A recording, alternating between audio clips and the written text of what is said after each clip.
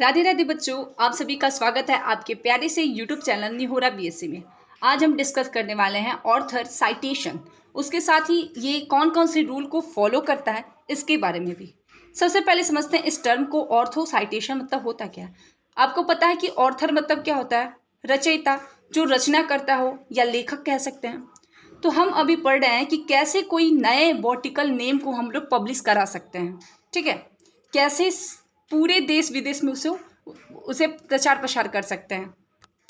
उसके लिए हमने बहुत सारे टर्म पढ़े। आईसीबीएन का प्रिंसिपल रूल ये भी देखा। उसके साथ हमने ये भी देखा कि प्रिंसिपल ऑफ प्रियोरिटी क्या कहलाता है, वैलिड पब्लिकेशन कैसे होता है, ये सारी चीज़ें देखी। आज हम उसके लास्ट टॉपिक ऑर्थो साइटेशन के बारे में समझेंगे। ऑर्थो साइटेशन मतलब क्या होता है कि बॉटिकल नेम के साथ ऑर्थर का नाम, जिस ऑर्थर ने उस बॉटिकल नेम को क्या किया है, डिस्कवर किया है, उसके नाम के साथ उसके डेट ऑफ पब्लिकेशन को लिखना ही कहलाता है ऑर्थो साइटेशन। नहीं समझ में आया तो इस लाइन के थ्रू आपको समझ में आ जाएगा। चलिए समझते हैं। ऑर्थो citation means the name of author with botanical name who gave name that the plant with the date of publication. मतलब ऑर्थर साइटेशन का मतलब ये होता है कि बॉटिकल नेम के साथ उसके ऑर्थर का नाम लिखना। जो कौन सा ऑर्थर, तो जिसने वो बॉटिकल नेम दिया है, उसके साथ ही उसके डेट ऑफ पब्लिकेशन की किस तारीख को वो पब्लिक हुआ, लिखना ही क्या कहलाता है, ऑर्थो साइटेशन कहलाता है। कुछ बड़ा नहीं है, बस क्या है, नेम ऑफ ऑर्थर है विद द बॉटिकल नेम, ठीक, with the date of publication. Date of publication, botanical name और ऑर्थर का नाम। सबसे पहले क्या रहेगा, बॉटिकल नेम रहेगा। सबसे पहले बॉटिकल नेम प्लस ऑर्थर का नाम, उसके बाद से डेट ऑफ पब्लिकेशन। ठीक, ऐसे लिखा होना चाहिए। प्लस मैंने ये बताया है ताकि वो जोड़ कर लिखा होना चाहिए, उसमें प्लस साइन नहीं होना चाहिए। ठीक है, अब हम समझते हैं कि ऑर्थर के नेम हम किस तरह से लिख सकते हैं, कितने प्रकार से लिख सकते हैं और कैसे लिखेंगे। क्या लिनियस ने अगर कोई स्पीसीज की जो रचना की है, उसकी डिस्कवरी की है, तो हम क्या उसके नाम के साथ लिनियस लिखेंगे या कुछ और लिखेंगे। तो ये सारे क्वेश्चन का जो आंसर देने के लिए ये सारे रूल फॉलो किए जाते हैं। सबसे पहला रूल है, पहले तो मैं बता दूं कि ऑर्थो साइटेशन के लिए several rules used in author citation. ठीक है, ऑर्थो साइटेशन के लिए बहुत सारे रूल फॉलो किए जाते हैं। पहला रूल है, author name add in abbreviative form in the botanical name like Linnaeus with written as Linn और एल। अब पहले समझते हैं एब्रीवेटिव फॉर्म क्या होता है। जैसे हम लोग अभी कर रहे हैं बीएससी, ठीक है, बीएससी एब्रीवेटिव फॉर्म है बैचलर ऑफ साइंस का। ठीक वैसे ही एमएससी एब्रीवेटिव फॉर्म है किसका, मास्टर ऑफ साइंस का। ये आपको समझ में आ रहा है। ठीक उसी प्रकार से हम लोग लीनियस को लीन या एल लिख देते हैं। बेंथम रिटन एज बेंथ, बेंथम के नाम को हम लोग पूरा बेंथम नहीं लिखते हैं, बेंथ बस लिख देते हैं। तो समझ लीजिए कि बेंथम ने उसकी डिस्कवरी की थी। अब आप सोच रहे होंगे कि हुकर को कैसे लिखेंगे, तो Hooker written as Hook. Hooker को हम लोग हमेशा हुक से लिखते हैं। हम लोग पहले भी समझे थे कि जो हमारी कोशिका है, मृत कोशिका, उसकी खोज रॉबर्ट हुक ने की थी, तो इसीलिए हुक उनका नाम पूरा था, हुकर। ठीक है, but the author name never underlined and italic. जो ऑर्थर का नाम होता है वो अंडरलाइन और इटैलिक फॉर्म में नहीं होता है। अच्छा ये बताइए, ये टर्म क्यों आया, ये लिखने की क्या जरूरत थी? क्योंकि आपको पता है कि जब भी हम लोग साइंटिफिक नेम लिखते हैं, जब भी कोई बॉटिकल नेम लिखते हैं, तो वो दो चीज़ से मिलकर बना होता है, एक जीनस और एक स्पीसीज। और ये दोनों क्या होता है कि हम अगर अपने हाथ से लिखते हैं तो उसको अंडरलाइन करना पड़ता है, अगर हाथ से नहीं लिखे होते हैं तो उसको इटैलिक फॉर्म में लिखना पड़ता है। ठीक है, तो अंडरलाइन करना बॉटिकल नेम को ये चाहिए, लेकिन उसके जो ऑर्थर है उसका नाम को हमको अंडरलाइन नहीं करना है। ठीक है, ये यही समझा रहा है कि ऑर्थर की नेम को अंडरलाइन नहीं करना है और ना ही इटैलिक फॉर्म में लिखना है, बस बॉटिकल नेम अंडरलाइन और इटैलिक फॉर्म में होना चाहिए। ठीक है, रूल दूसरा क्या कह रहा है कि if the scientist give name for any taxa then their name should be linked with et और एंड। मान लीजिए जो ऑर्थर थे उन्होंने एक नाम की डिस्कवरी की, ठीक है, उन्होंने नाम रख दिया पाइनस मार्क्यूसी जुंग। जुंग जी ने क्या किया, इसका नाम रख दिया।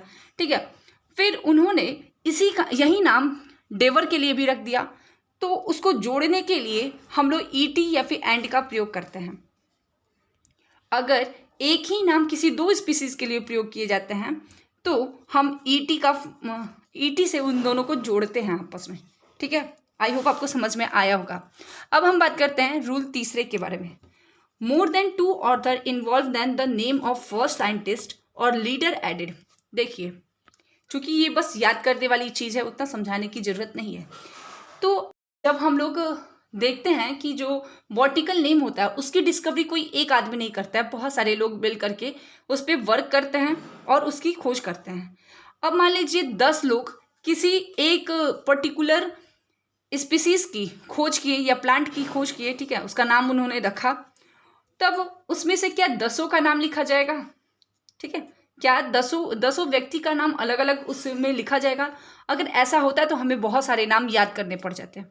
तो इसको आसान करने के लिए जो हमारा आईसीबीएन है उसने कहा कि जो लीडर होगा, उस साइंटिस्ट के कोई भी तो लीडर होंगे ना, कोई हेड होगा, उस हेड का जो नाम है वो ऐड होगा। ठीक है, साइंटिस्ट के लीडर का नाम ऐड होगा, उसके साथ में उसके लास्ट में लिख दिया जाएगा एट ऑल। क्या होगा एंड में? क्या होगा? एट ऑल लिख दिया जाएगा। एट ऑल मतलब वही केवल पर्टिकुलर साइंटिस्ट नहीं है, उनके साथ बहुत सारे उनके मित्र हैं जिन्होंने क्या किया है, इस पे रिसर्च की है। तो समझते हैं, मोर देन 2 ऑथर इन्वॉल्व, अगर 2 से अधिक ऑथर इन्वॉल्व हो, then the name of first scientist, अगर जुड़े हुए हो तो उसमें जो फर्स्ट साइंटिस्ट या फिर लीडर जो होगा उसका नाम लिखा जाएगा। And other end with et al, और अंत में एट ऑल से उस वाक्य को समाप्त किया जाएगा। Et al the due date there are more scientist to give name. Et al का मतलब क्या हुआ कि बहुत सारे साइंटिस्ट हैं जिन्होंने इस नाम को दिया है। समझ में आया? मैंने 3 नियम बताए कौन कौन से। पहला तो नाम जो होगा वो एब्रिवेटिव फॉर्म में होगा, लीनियस का लीन, बेंथम का बेंथ, ऐसे। दूसरा क्या था कि अगर जो नाम है, अगर किसी साइंटिस्ट ने नाम दिया है वही नाम किसी दूसरे टेक्सा के लिए भी दिया है, तो वो दोनों जो नाम होगा वो एक दूसरे से ईटी या फिर एंड से जुड़ेगा। ठीक है, और तीसरा हमने बताया कि अगर साइंटिस्ट 2 से ज़्यादा हो, 1 से ज़्यादा हो, मतलब बहुत सारे साइंटिस्ट मिलकर किसी नाम को दे रहे हो, तो जो लीडर साइंटिस्ट है, ये जो पहला साइंटिस्ट है, उसका नाम ऐड होगा और उसके लास्ट में लिखा रहेगा एट ऑल। ठीक है, आप इसको ऐसे समझ सकते हो, बॉटनिकल नेम मान लीजिए ये है, ठीक है, और यहाँ पे लीडर जो साइंटिस्ट है उसका नाम, लीडर का नाम, और उसके साथ में एट ऑल। ठीक है, और यहाँ पे डेट ऑफ पब्लिकेशन।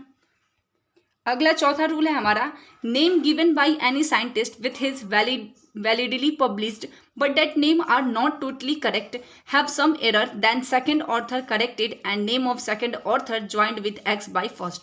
ये बताया जा रहा है कि एक कोई साइंटिस्ट है जिन्होंने एक नाम को पब्लिश किया और वो उसको वैलिडिटी भी मिल गई है कि वो भाई मान्य हो गया है कि हाँ सही है। फिर कोई कुछ समय बाद कोई दूसरा साइंटिस्ट आया और उसने उसमें कोई कमी बता दी और उसे करेक्ट करके एक नया नाम दिया। जो सेकंड ऑथर है, अब उसका नाम कैसे जुड़ेगा? क्या पहले वाले ऑथर का नाम हट जाएगा? नहीं, पहले वाले ऑथर का भी नाम रहेगा और दूसरे वाले ऑथर जिन्होंने करेक्ट किया उनका भी नाम रहेगा। अंतर क्या रहेगा कि पहले वाले ऑथर और दूसरे वाले ऑथर के बीच में एक्स जुड़ जाएगा। मतलब क्या हुआ यहाँ पे समझ लीजिए, ये है बॉटनिकल नेम या साइंटिफिक नेम समझिए, और फिर क्या, ये फर्स्ट ऑथर है, first author plus x plus second author. आप चाहें तो ऐसे आप लिख सकते हैं, ठीक है, ऐसे लिखेंगे तो आपको रिवाइज करते समय आसानी होगी। तो बॉटनिकल नेम, ये बेंथम मुकम्मल समझ लीजिएगा, ये क्या बॉटनिकल नेम, ये फर्स्ट ऑथर, फिर एक्स, फिर सेकंड ऑथर। जी चलिए, तो अब समझते हैं लास्ट हमारा जो रूल है 5वां, if a taxon grown in garden they name are given by hort ex. अगर हम किसी प्लांट को गार्डन में क्या करते हैं, बगीचे में क्या करते हैं, उसको उगाते हैं, तब उसका जब नाम दिया जाता है तो हॉट एक्स लिखा जाता है, जैसे genus species hort ex author. ठीक है, मतलब क्या हुआ कि बॉटनिकल नेम फिर हॉट एक्स फिर ऑर्थर का नाम लिख देंगे। तो ऑर्थोसिटेशन में क्या था, 5 रूल थे। पहले रूल में एब्रिवेटिव फॉर्म में ऑर्थर का नाम लिखा जाएगा। दूसरा रूल कहता है कि जो अगर कोई नाम दिया गया है और वही नाम किसी दूसरे स्पीसीज के लिए भी प्रयोग हो रहा है तो उसको ईटी से जोड़ा जाएगा।